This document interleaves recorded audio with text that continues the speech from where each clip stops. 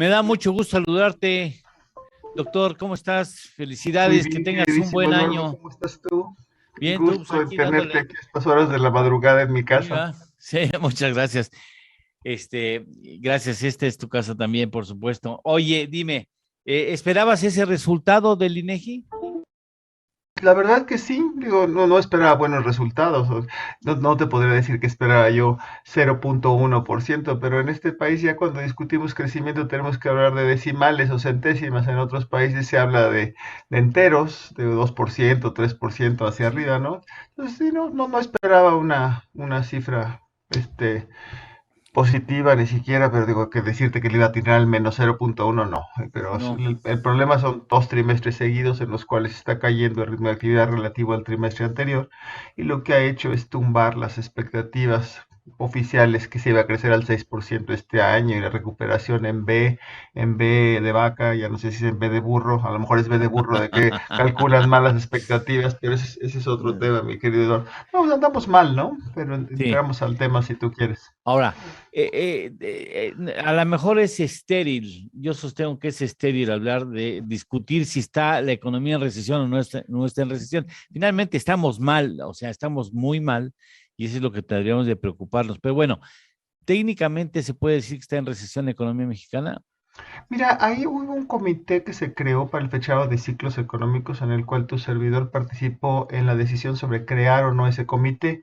Entonces se investigó distintos países y hay distintas técnicas para medir cuándo se está en una recesión o no. La parte más burda o el método más burdo es decir, bueno, dos trimestres seguidos de caída, aunque sea 0,00001%, ya con eso es una recesión técnica, se le llama en ese sentido.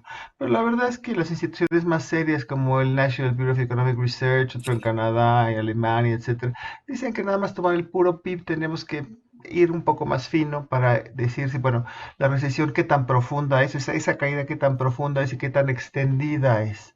Y entonces ahí entras en un tema muy académico, que es decir, bueno, ¿de qué sirve fechar una recesión cuando empieza en términos históricos, en términos de precisión? Pues las instituciones que mejor lo hacen lo fechan hasta con 14 meses, 16 meses de rezago, mi querido Eduardo. Tú, Entonces, en ese sentido, pues es un tema histórico, un tema académico muy importante, pero para términos de política macroeconómica, decir, bueno, ¿qué tan profunda es la recesión? ¿Qué tan profunda es esa caída? ¿Qué tan larga es esa caída? ¿Y qué tan extendida esa caída? Entonces ahí entramos en los matices, Lalo, porque vemos que en el trimestre pasado y en este trimestre no es que los tres sectores primario, secundario y terciario se hayan caído, uno se cayó en el pasado, ahora se cayó el otro servicio, el que está muy mal, pero como tú bien dices, digo, en realidad estamos mal, estamos estancada la economía, está cayendo, está perdiendo dinamismo. Si tomamos en cuenta que en América Latina de por sí está mal la situación, sí, pues México deberíamos estar en otro nivel, se cayó 8 y pico por ciento en el 2020, si sube apenas 5 en el 2021 y las expectativas para este año son muy malas, Eduardo, no vamos a crecer más allá del 2. Entonces, la información que nos está dando el INEGI es muy importante para los hacedores de política económica, Hacienda en particular y Banco de México, bueno, ya no digas la presidencia, de que hay que hacer algo para que esta economía retome impulso, eso sería el punto, yo creo, Eduardo, y en eso creo que coincidimos tú y yo. sí, por supuesto que, claro que sí. Ahora, vamos a poner un ejercicio que a mí me gusta mucho porque es muy claro, es muy transparente para el auditorio. Vamos a suponer que México es un paciente que de repente te dicen, doctor, es importante que vaya a tal cubículo porque llegó un paciente delicado de salud. Entonces tú llegas y ves a lo que es la economía mexicana Ujú. ahí en la cama, le haces alguna valoración, te dan los datos fundamentales. ¿Tú qué harías para sacar a ese paciente de la situación delicada en la que se encuentra en materia económica?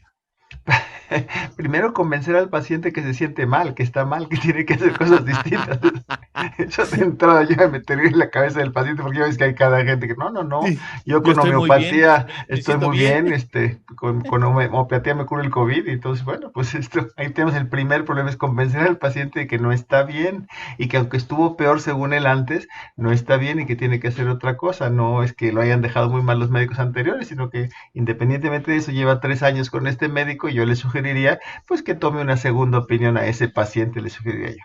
Sí, Y ya eso es en bueno. esas, si ya estamos diciendo que el paciente quieres que camine y ya no digas que corra, es bien difícil decir exactamente qué tiene que hacer, pero es muy fácil decirle, oiga, si usted no invierte, no va a crecer, ¿eh? O sea, si no se nutre, en particular ya retomando el tema de la economía, una economía en la cual la inversión no es lo que metes el dinero en el banco, sino la inversión es la creación de plantas, de maquinaria, de infraestructura. Si esa no aumenta, mi querido Eduardo, no hay manera de crecer. Y en este país llevamos buen rato con la inversión estancada, ya de largo plazo, no es solamente con este gobierno se ha encargado de crear un clima de negocios todavía peor y unos proyectos que ha impulsado que son de dudosa rentabilidad social y económica. Pero si no invertimos, Lalo, no hay manera que esta economía retome unas tasas, ya no digas del 7% de Fox, pero aunque sea el 3%, ni siquiera, no, esas no las vamos a ver. Si no invertimos, no hay manera. Pensar que las exportaciones nos van a hacer libres, fuertes y poderosos, no hay manera, mi querido Lalo. O Ah, invertimos o esto no tiene futuro. y además viene la inversión fija bruta, ha traído caídas históricas, bueno, recientes Brutales. desde el 2019 continuo, yo me acuerdo son 22 o 23 meses continuo de bajas. Ahora, Ajá. este, hay dos formas, o espero rezando que las cosas se acomoden solas, Uh-huh. o hago que la política pública las coloque donde a mí me parece que deben de estar para recuperarme de este, digamos, estancamiento económico. Eh, sí se puede convocar al país, a inversionistas nacionales y extranjeros, a planes específicos de recuperación de la actividad económica, ¿no? Claro, yo creo que urge hacer un pacto social, un pacto por un desarrollo incluyente, robusto y sustentable en términos de medio ambiente. Pero ¿quién lo va a convocar? Tenemos nuestro señor presidente, él está seguro, empeñado que la ruta por la que él va está bien.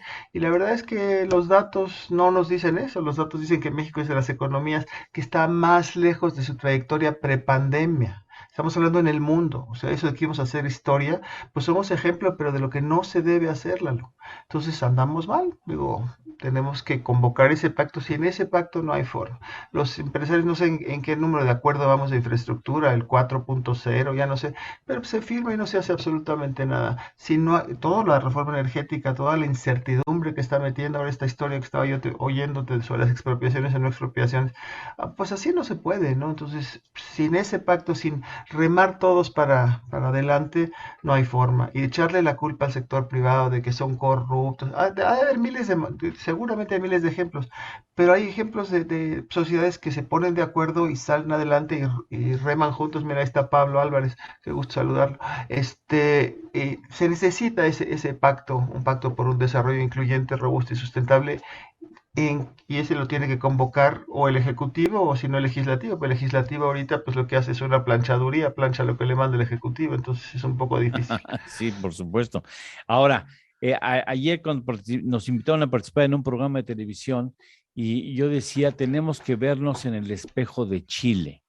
Ujú, Chile es un país profundamente dividido en ujú, quienes creyeron y defienden la idea de Pinochet, de Augusto Pinochet, y quienes siguen cargando con esa llaga abierta.